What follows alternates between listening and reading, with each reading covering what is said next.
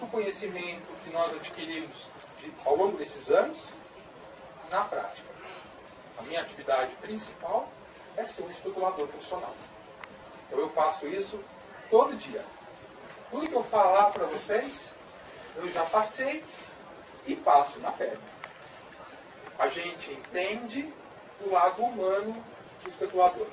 É fácil a gente chegar aqui em cima, abrir uma foto de algum gráfico e dizer, olha o que você deveria ter feito lá atrás. Se você tivesse feito aqui, são os ICs, né?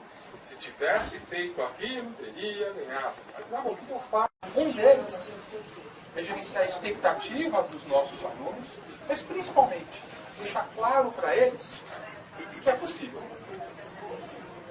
Que é um processo lento, demorado, mas que é totalmente possível.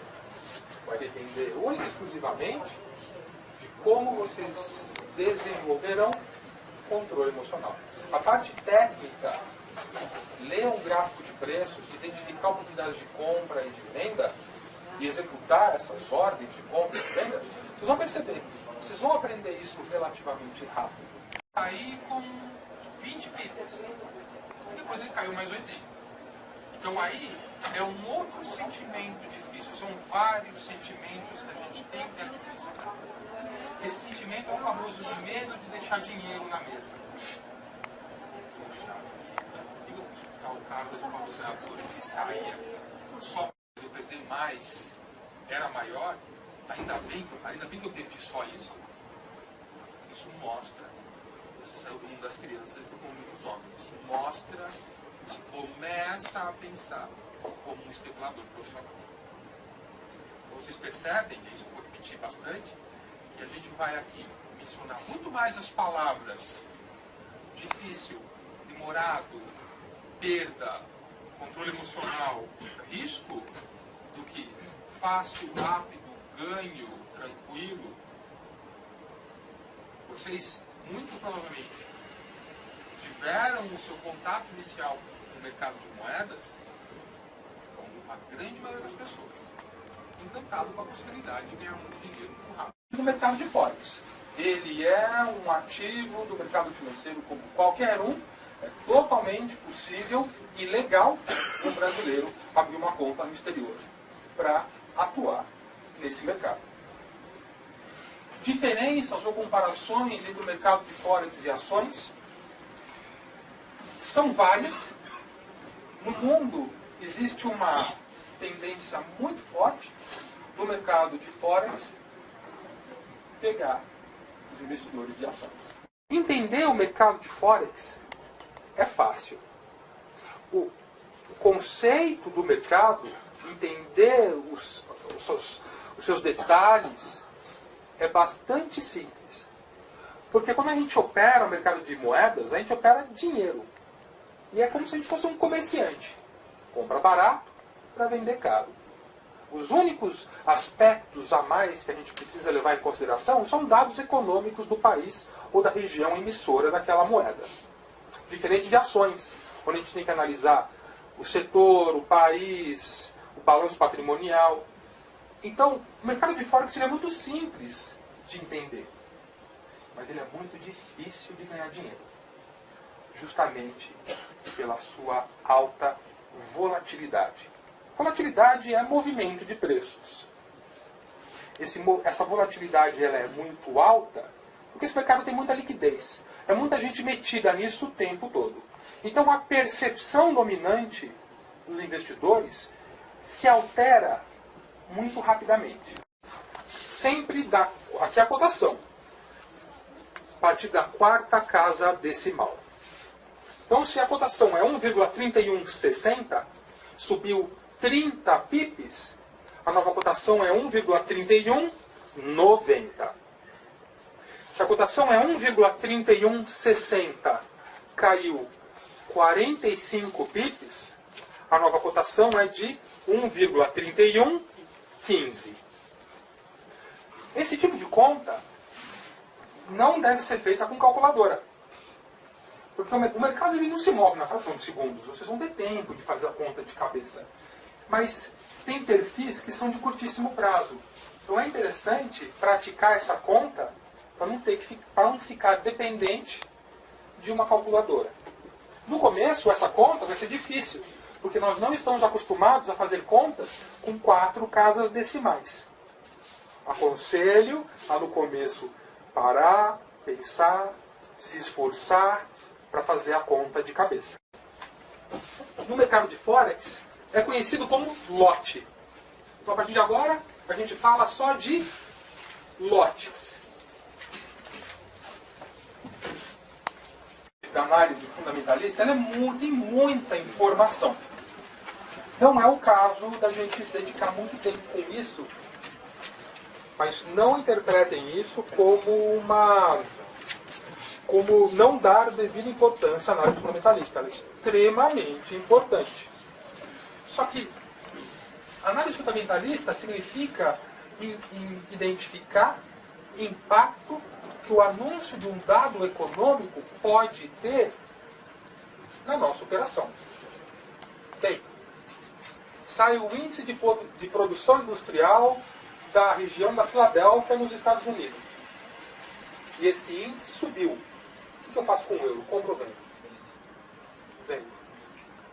É que ele já pensou rápido. Então, se o índice de produção industrial aumentou, é porque a indústria trabalha mais. E a indústria aumenta a sua produção para atender pedidos de compras das empresas de atacado. Brastemp, essas empresas, Brastemp é a indústria. As Casas Bahia, Ponto Frio. Se as Casas Bahia e Ponto Frio aumentam o pedido de compra de geladeira para a indústria, é porque estão vendendo mais, consumo maior, economia aquecida. Posicionar no mercado. Uma, comprado. Outra, vendido. E a terceira, de fora. Claro que a gente não vai se posicionar na terceira, porque senão fica fácil fazer o curso. Nós vamos tomar uma decisão, ou comprar ou vender. E vamos chegar em algum ponto. Só que essa terceira posição ela é extremamente válida. Porque se eu não conseguir identificar onde comprar, onde vender, é porque eu não sei o que fazer. Se eu não sei o que fazer, eu não faço nada. Arriscar, olha, tudo é risco, né? A gente sempre arrisca. Agora, arriscar sim, ganhar dinheiro especulando o mercado de Forex é uma atividade de altíssimo risco. Se eu arrisco uma atividade de alto risco, eu estou dobrando o meu risco.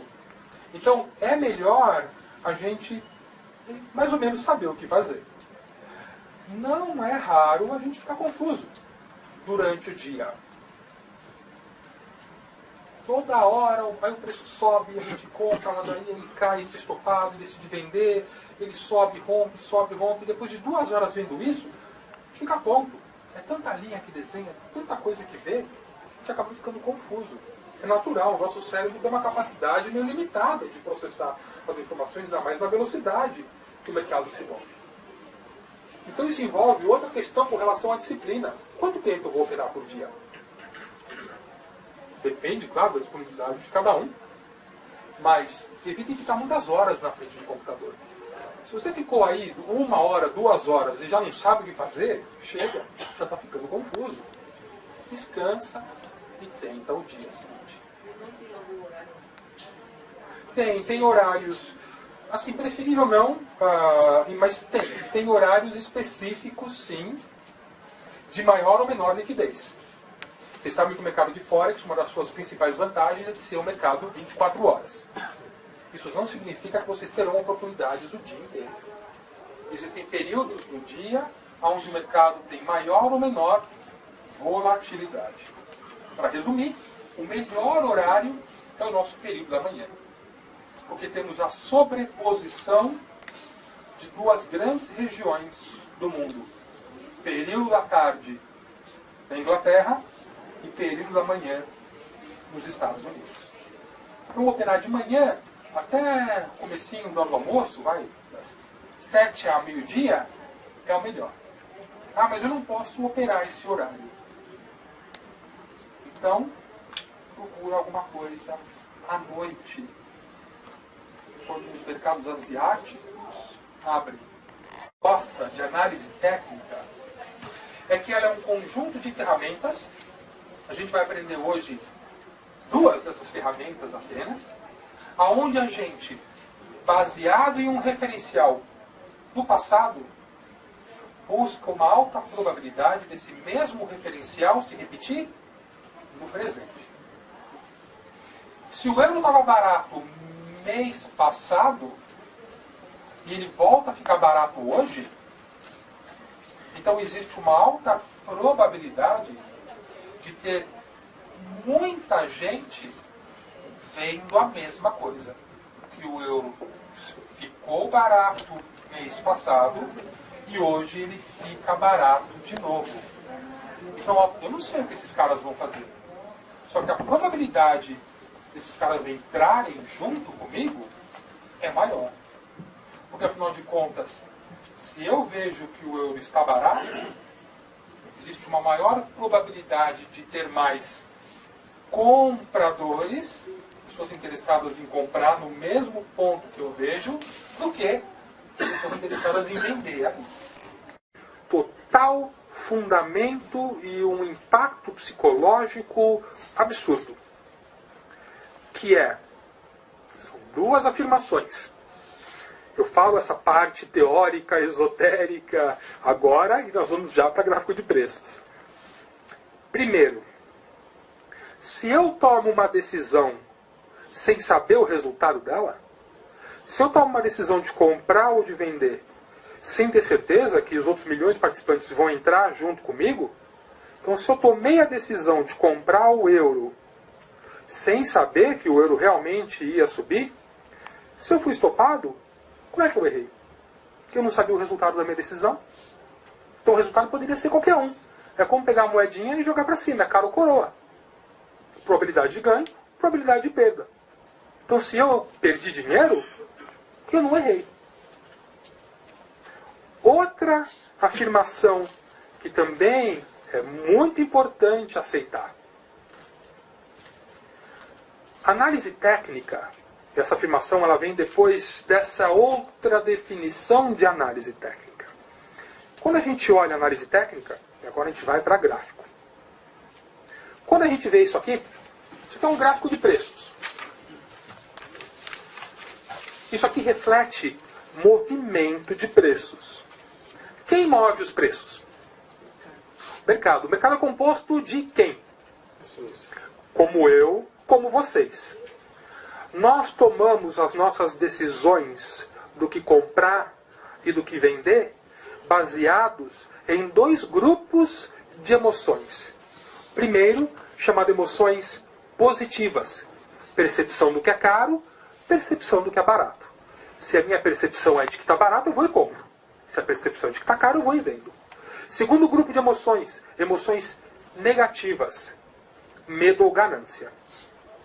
Então, se a análise técnica representa movimentação de preços, e esses preços se movem de acordo a grupos diferentes de emoções dos investidores, então a análise técnica nada mais é do que uma representação gráfica da psicologia humana. Os preços são considerados baratos como suporte. Nível de preços onde são considerados caros como resistência. Então a partir de agora eu vou sempre me referir a suporte ou resistência. Em resistência a gente quer fazer o quê? E em suporte? Pura e simplesmente isso. Aí os preços estão fazendo isso daqui, ó. Estão na resistência. Estão próximos de 20, não estão? Os preços estão aqui, ó. O que os preços têm que fazer para chegar no 10? Tem que cair. Então os preços, para ficarem baratos, eles têm que cair. Isso é difícil. Porque quando a gente vê os preços caindo, quando os preços caem, eles estão no que é chamado em uma tendência de baixa. A força dominante é dos vendedores. E a gente quer ir junto com eles. Eu não quero brigar contra esses caras. Se a tendência é de queda ou de baixa, eu quero vender também. Só que para os preços ficarem baratos, eles têm que cair. Esse é o nó que dá na hora. Porque você vê os preços ficando baratos, chegando em suporte. Só que para chegar lá, os preços estão fazendo isso aqui, ó. E aí você vê isso, você fala, opa, eu aqui não sou louco de comprar aqui, eles estão caindo, eu vou vender. Por isso que eu falei, o conceito de comprar em suporte e vender resistência é muito simples. Chega na hora, dá um nó na cabeça. Essa é uma das contradições que eu mencionei. O mercado financeiro é cheio de contradições. É por isso que não é fácil ganhar dinheiro com ele. Porque a gente tem que lutar contra essas afirmações que estão arraigadas na gente desde pequeno. Uma contradição muito grande, que eu comentei no começo, é o desapego a dinheiro. Desapego a dinheiro significa aceitar o risco da operação. Só que o nosso resultado é ganhar dinheiro, então é difícil isso. Outra contradição aqui é, quando a tendência é de alta, os preços sobem. Quem que está em controle? Compradores ou vendedores? Ó, a tendência é de alta, ó, ela está fazendo isso daqui, ó. Os preços eles não sobem? Então, força dominante dos compradores, que são os compradores que jogam o preço para cima. Então, se a força dominante é de compra, a gente quer fazer o quê? Comprar ou vender? Quer ir junto com eles, não é? Só que quanto mais os preços sobem, mais caros eles ficam. E se os preços começam a ficar caros, eles começam a ficar próximos de quem? Resistência. Em resistência para fazer o quê? Ué, mas não acabaram de falar que a tendência é de alta para comprar? Esse é o nó que dá na hora. É isso que eu vou tentar desatar aqui nesse curso.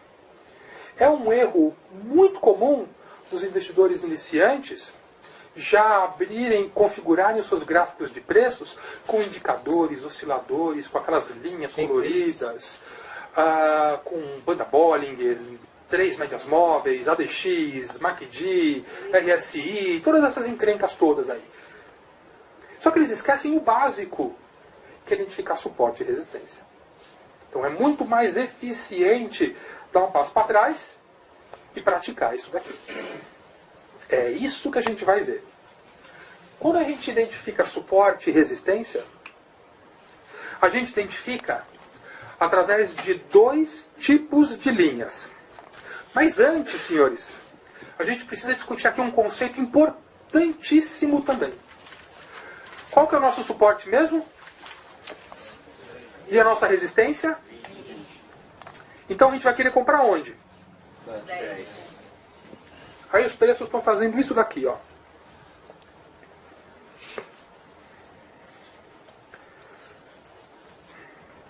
E pararam no 11. A gente quer comprar no 10. Porque afinal de contas, a gente quer comprar o mais barato possível para vender o mais caro possível. Só que os preços aqui no 11, eles estão mais próximos de resistência ou mais próximos de suporte? Então existe uma alta probabilidade de outros compradores no mundo acharem que para eles o 11 já está barato.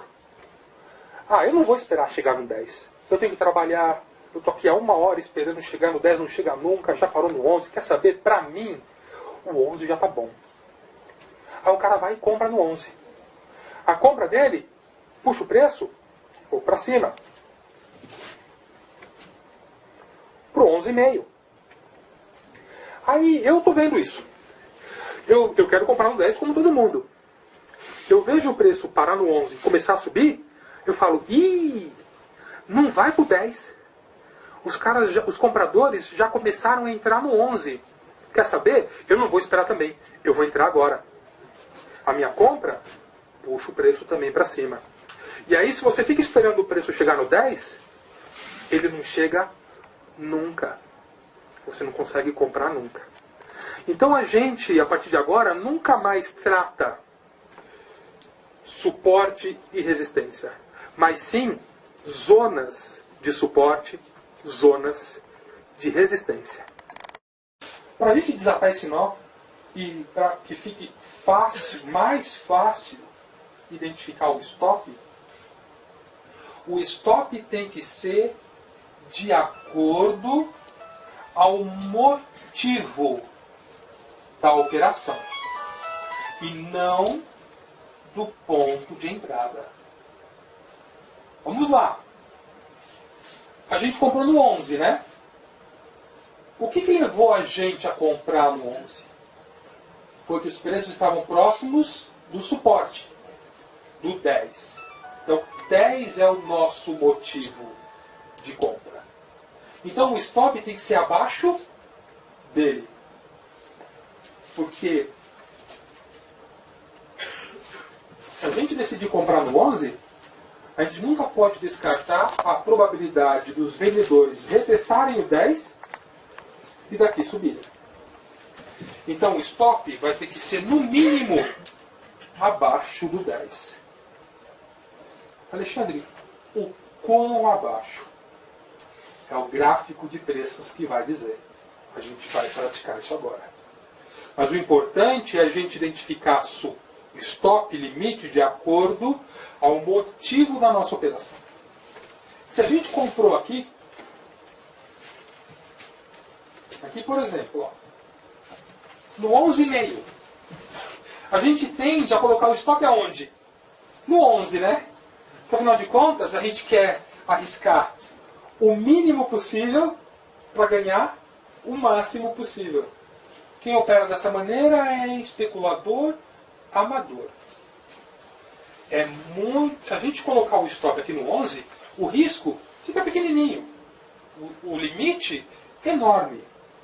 Só que lembra, o suporte principal é o 10. Então os preços podem retestar ele. Tá claro? Isso é muito importante. Limite, mesma coisa. Ah, coloquei meu limite no 19 e o preço foi para o 20. Por que eu fui escutar o Alexandre lá da Escola Operadores? Nunca mais eu vou escutar o que esse cara falou. Se você pensa dessa maneira, fica claro que você não tem controle emocional. Porque você incorreu em um dos 4 grandes tipos de medo. Você ficou com medo de deixar dinheiro na mesa. Você deixou um pipe na mesa e não ficou contente com os 8 que fez. Então, fica feliz, porque tudo que você fez caiu na probabilidade de ganho. Então, vai ficar feliz com o resultado. A primeira, através de uma linha horizontal, que é o que a gente acabou de ver. Bem facinho. A segunda, através das famosas linhas inclinadas. Se a gente tem uma linha inclinada para cima, qual que é a tendência de preços? Então essa linha inclinada para cima, ela atua como o quê? Suporte ou resistência? Resistência. Se a linha está inclinada para cima, ela indica a tendência de? Tendência de alta, não é? Se a tendência ela é de alta, quem que está em controle? Compradores ou vendedores? Comprador gosta de comprar em suporte ou em resistência? Então, uma linha inclinada para cima, chamada linha de tendência de alta, sempre atua como suporte, indicando força dos compradores. Muito bem. E uma linha inclinada para baixo? Ela indica qual força dominante? Bate aqui, bate aqui, bate aqui, e assim por diante. Então, uma linha inclinada para baixo indica tendência de baixa, ela atua então como resistência. 2 tipos de linha: horizontal ou inclinadas. Inclinada para cima, linha de tendência de alta, vou apelidar de LTA, atua como suporte. Inclinada para baixo, linha de tendência de baixa, LTB, como resistência. Vamos já praticar isso aqui com o gráfico, não está em tempo real, porque o mercado está fechado, mas com os gráficos para a gente identificar suporte e resistência. Mas aí, agora, a gente vai falar sobre preço. Análise técnica. E isso é o mais importante de tudo. Tudo tem a sua importância, né, na verdade. Não tem uma coisa que seja mais importante que a outra. Você pode pegar um especulador que é formado em administração ou economia. O cara fez faculdade de economia. Trabalha na área de economia de um grande banco internacional. Então o cara sabe tudo sobre análise fundamentalista. Escreve livro de análise técnica. O cara sabe tudo sobre os padrões de reversão, continuação, divergências e não sei o que. Faz gerenciamento de risco, acha stop. Faz gerenciamento de capital, controla volume. O cara pode ser excelente em tudo isso. Se chega na hora, ele tem medo de executar a operação, porque afinal de contas ele não sabe se vai pegar no suporte ou não. Se quando ele perde, ele dobra volume para recuperar. Se esse cara souber tudo isso e não tiver controle emocional, nada disso vai servir. Então é muito importante a gente praticar as operações de Forex para desenvolver controle emocional com base em questões simples. E tudo se refere a preço. Então é muito importante a gente entender movimento e relação de preços. Porque a análise técnica, ela responde uma pergunta com relação a tempo. Quando comprar? Quando vender? É para comprar agora? Era para ter comprado ontem? É talvez daqui uma hora?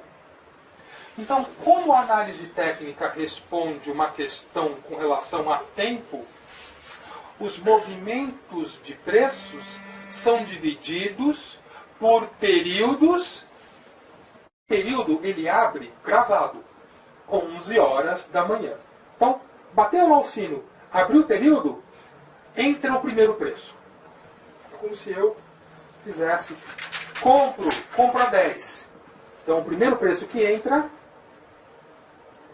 é o preço de 10. Faltando 1 segundo para terminar o período, meio-dia, quando vai fechar o período, eu enfio o meu outro preço, mas agora eu vendo a 20. Então esse último preço é o preço que fecha esse período. Aqui, por exemplo. Então, dentro de um período, nós vamos ter 2 tipos de preços. O primeiro preço que entrou é o preço que abriu o período, chamado preço de abertura. E o segundo período é o período que fecha. O segundo preço é o preço que fechou o período, chamado preço de fechamento. Só que, dentro dessa hora, os preços oscilaram.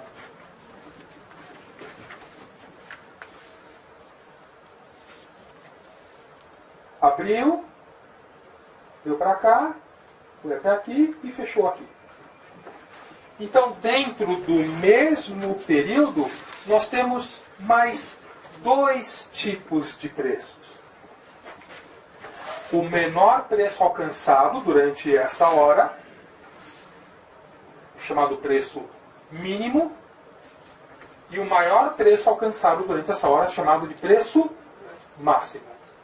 Então, para a gente fazer uma análise técnica eficiente, a gente precisa analisar a relação entre os 4 tipos de preços que formam um período: abertura, fechamento, máxima e mínima. Aí você já percebe que começa a complicar. Porque agora a gente vai ter que observar não mais um preço só, mas 4.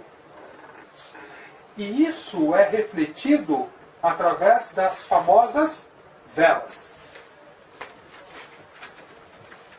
Não vou explicar com muitos detalhes, vou passar aqui meio rápido, que é para a gente pular a nossa análise. Mas seria assim.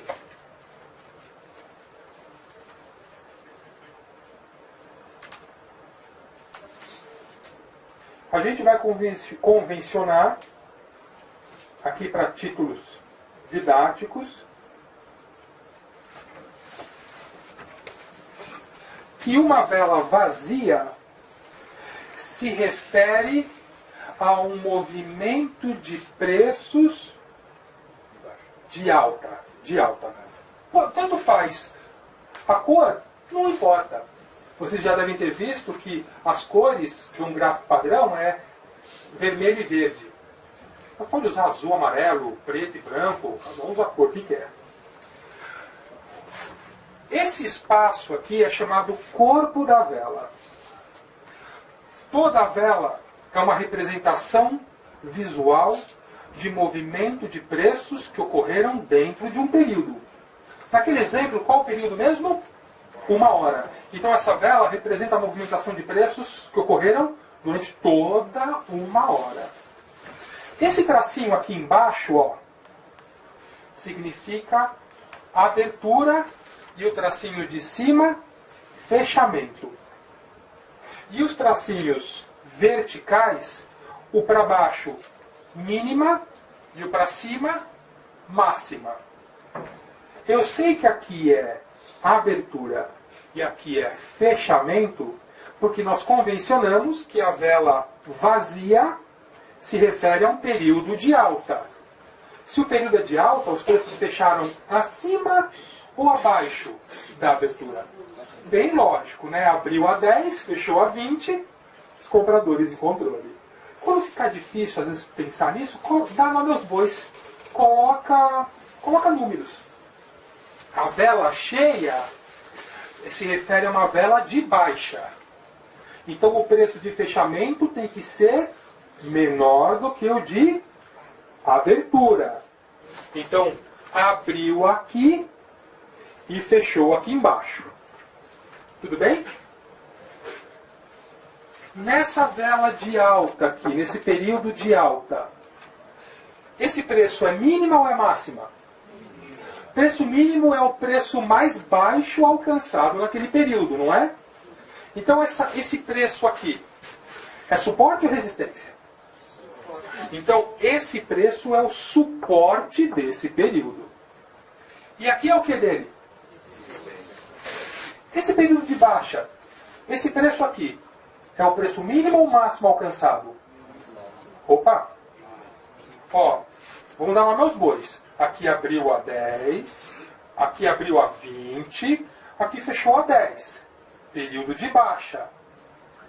Aqui está abaixo ou acima desse preço? Então aqui é preço mínimo ou preço máximo? Aqui é suporte ou resistência? Aqui é preço mínimo ou preço máximo? Mínimo. Suporte ou resistência? Independente do período ser de alta ou de baixa, mínima é mínima. E máxima é máxima. Então, esse período de alta, a sua resistência é aqui. E esse período de baixa, a sua resistência é aqui também. Tudo bem? Legal?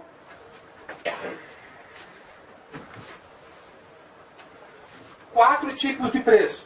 Vamos lá, lavagem cerebral. Abertura, fechamento, máxima e mínima. Desses 4, alguém arrisca dizer qual que é o mais importante de todos? Falta. Fechamento. Porque o fechamento mostra consenso momentâneo entre compradores e vendedores. Não existe no mercado financeiro equilíbrio perfeito de preços. Compradores querem sempre comprar o mais barato possível, vendedores querem sempre vender o mais caro possível. Mas o fechamento mostra um consenso momentâneo. Eu começo a negociar com ele. Compra 10, ele vende a 20. Tá bom, compra 12, ele é 18, 14, 16. Tá bom, cara, vamos fechar no meio do caminho? Vamos. Fechava a 15. Então a gente entrou num consenso momentâneo. Eu queria, no começo, comprar a 10. E acabei comprando a 15 dele. Então eu comprei mais caro do que eu queria. Mas eu fico feliz. Porque na verdade eu comprei mais barato do que ele estava disposto a vender no começo. Que no começo ele estava disposto a vender por 20. Então eu fico feliz, por isso que eu fecho. Ele também fica feliz. Ele queria vender a 20. Vendeu a 15. vendeu mais barato do que ele queria no começo. Mas ele vendeu mais caro do que eu estava disposto a pagar no começo. Eu comecei disposto a 10. Então, fechamento é o mais importante de todos. Vocês acompanham esse período em um gráfico de 30 minutos. Quanto tempo vai demorar até que a vela feche? Então, vai esperar a vela fechar. 30 minutos dá tempo de ir no banheiro, passar um café, passar uma vassoura, passar uma camisa. Chega de passar, né? Passear com o cachorro, fazer muita coisa. Espera o período fechar. Porque enquanto o período não fechar, a gente não tem esse consenso momentâneo. E esse consenso momentâneo é importante porque eu vou explicar agora que é um dos conceitos mais básicos de análise técnica. E é uma das técnicas de negociação que a gente vai aprender aqui. Esse conceito ele é tão simples e tão básico que muitos especuladores demoram anos para aplicá-lo. Porque eles acham que, como ele é muito simples, ele não funciona. Então eles querem a complicação. É isso daqui.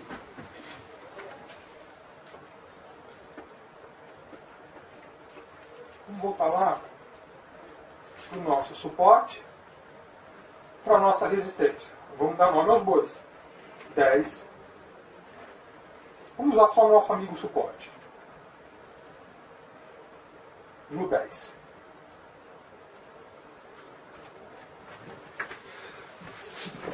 $10 para a gente é suporte. Então, os preços eles estão chegando lá. Lembra, para o preço chegar em suporte, ele tem que fazer o que mesmo? Subir ou cair? Excelente. Tá todo mundo prestando atenção, muito bem. Ó, os preços estão caindo, ó. E aí faz isso, ó. E vai para o 9. A gente não tinha isso daqui, ó. A gente estava olhando os preços se moverem aqui. Enquanto isso acontecia, qual que é o nosso referencial de barato? 10. Agora os preços foram até onde? Qual que é o nosso novo referencial de barato? E o 10, os preços estão aqui, ó. Você está olhando em tempo real. O preço está no 9. 9 agora pra gente é o que mesmo? E 10 é o que? O 10 antes era o quê? O 10 aconteceu aqui com ele. Foi rompido. É por isso que todo suporte, quando é rompido, ele vira o quê? Então, quando os preços rompem um suporte, aquele suporte rompido passa a ser o nosso novo referencial de... Se os preços estão em resistência, para fazer o que mesmo? Vender. Então é por isso que o rompimento de um suporte sinaliza venda. Porque aquele suporte rompido virou resistência. O que indica para a gente que esse suporte de 10 foi rompido? Fala alto. Quem falou? Fechamento. Porque se fechar no 9, isso mostra para a gente que o consenso momentâneo é de continuação da força dos vendedores. Porque fechou mais barato do que o suporte. Então, se opera num gráfico de 30 minutos, vai esperar a vela de 30 minutos fazer isso daqui, ó.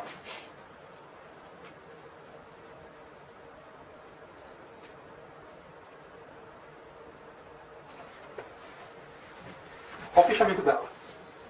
Fechar abaixo do suporte. Quando isso acontece, é como se o mercado gritasse para vocês. Vai, vende. Vende sem medo. Aqui então a gente tem um sinal de venda. É simples dizer isso agora. Na hora fica difícil, porque a gente nunca consegue acompanhar isso, né? Geralmente quando a gente abre o nosso gráfico de preços, já rompeu. Já está lá embaixo. Quando a gente tem um rompimento de um suporte, indica consenso momentâneo de venda. Continuação da força dominante dos vendedores. Então isso atrai mais vendedores ainda, puxando os preços muito baixo, muito rápido. Aí o preço faz isso daqui. Vai lá para baixo. Vai lá para o nosso 9. O 9 é o que mesmo para a gente agora? Ó, a gente está vendo o preço no 9. O 9 é suporte, não é? O 10 é o que mesmo? O rompimento do suporte faz com que o suporte rompido vire resistência. Então a nossa percepção é de venda. O preço está no 9. A gente quer vender no 9? Não, porque 9 é o quê? E suporte é para fazer o quê? Então a gente vai esperar os preços chegarem aonde? Voltar para o 10. Essa técnica de suporte rompido que vira resistência, e lembra, o inverso é sempre verdadeiro, resistência rompida que vira suporte, é extremamente eficiente. Eu acho que eu diria que de hoje, de 10 operações que eu faço, 8 são assim. Só isso daqui. Porque pegou o fio da meada. Porque pegou o fio da meada. Aí os preços do 9 para voltar para o 10, eles têm que fazer o que mesmo? É isso que na hora faz com que fique difícil. Porque os preços eles sobem. Aí ele vai fazer isso daqui, ó. Aí ele fechou aqui, ó. Fechou aonde mesmo? Fechou na resistência. Então o consenso é de que fechou onde está caro. Não é resistência? Aí é para vender. Sem medo. Porque se vender aqui, o stop vai ser bem curto. Vai ser um pouco acima da máxima da última vela ou do último período que rompeu esse suporte. Então o stop vai ser aqui em cima, um pouquinho acima. O stop vai ser curtinho. Mas o limite, porque afinal de contas, se eu vender em resistência e os outros milhões de operadores, de especuladores entrarem junto comigo, isso vai chutar o preço lá para baixo. Porque afinal de contas, continua a força dominante dos vendedores. Então eu vendo, quando eu vendo em resistência, eu vendo a favor ou contrário à força dominante. Consequentemente, a probabilidade de ganho é muito maior do que o risco. Isso aqui funciona o tempo todo? Não. Porque o mercado de Forex não para de fazer uma coisa muito comum, que é falsos rompimentos. Falsos rompimentos é um tema do nosso curso, aí é meia hora para falar sobre ele, e eles têm enorme importância. Eles são muito comuns. Um dos principais fatores que causa falsos rompimentos, ou seja, rompeu o suporte, foi até o 9, mas daí volta para cima tudo de novo. Foi um falso rompimento daqui. É a ganância dos investidores. Coloca o stop muito curto. Aí pega o stop, porque quando eu compro próximo do 10 e coloco o stop curto, stop de uma compra, que tipo de ordem que é mesmo? Uma venda. Então, os preços quando chegam no 10 começam a pegar o stop dos caras que compraram como profissionais. Compraram barato, mas colocaram o stop muito curto. Pegando o stop deles, executando ordens de vendas, jogando o preço para baixo rápido. Daí o preço volta rápido também. Isso vai acontecer com vocês? Vai. No começo, muito. O que vai acontecer com vocês quando vocês forem pegos em falsos rompimentos? Vai ser estopado. E acabou. Só que, com a prática, quando a gente vê um falso rompimento, se houve um falso rompimento em suporte, foi uma falsa tentativa dos vendedores romperem aquele suporte. Então, na verdade, são os compradores que estão em controle, dando uma excelente oportunidade de compra. Legal? Tem com isso na mente. Então, vamos lá. Alexandre, tem como você identificar isso com o esquema? Tem. Tem várias maneiras de identificar com os esquemas. Tem sim.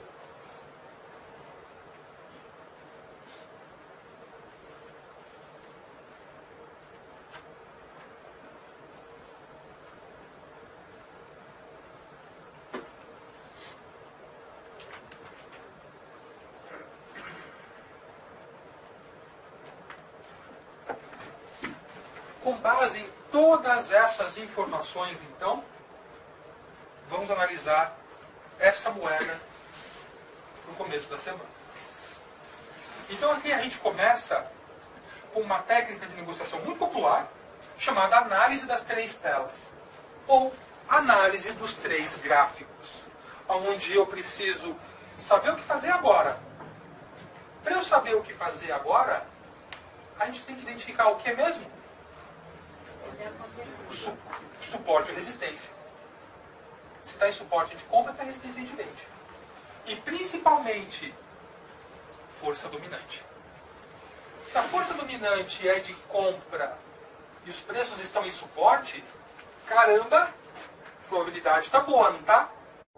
Que é perda máxima. Se você estabeleceu que a sua perda máxima financeira por operação é de 1%, você foi estopado e perdeu 1%, se você executar outra operação e for estopado de novo, você vai perder 2%. Você está disposto a arriscar isso por dia? Se você tiver, tenta a segunda vez. Se você não tiver, chega. Como que eu faço? Eu, em muitos dias, eu estabeleço uma perda máxima diária de 1%. Então, a minha primeira operação, eu arrisco meio. Eu vou dar um exemplo, tá? Um lote micro. Eu vendo numa resistência. Um lote micro. Metade do volume que eu geralmente opero.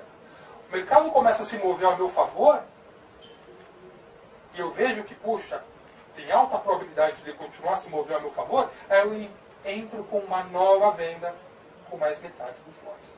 Faço parcial. Porque assim, se eu for estopado rápido, eu só vou ser estopado em 0,5%.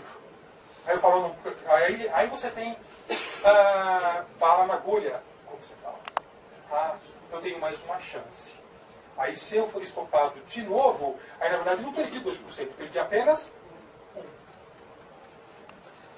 Muito. Pode falar. Pode ficar. Não, mas isso.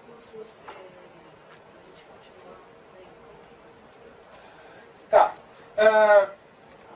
Todos vocês receberam, acho que, bem claro, vocês todos têm o nosso e-mail, o nosso endereço de internet.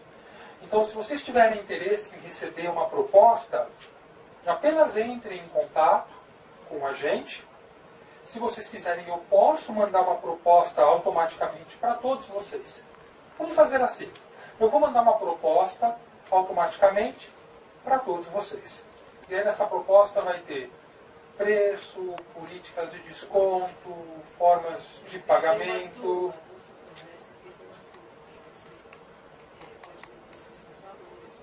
A negociação de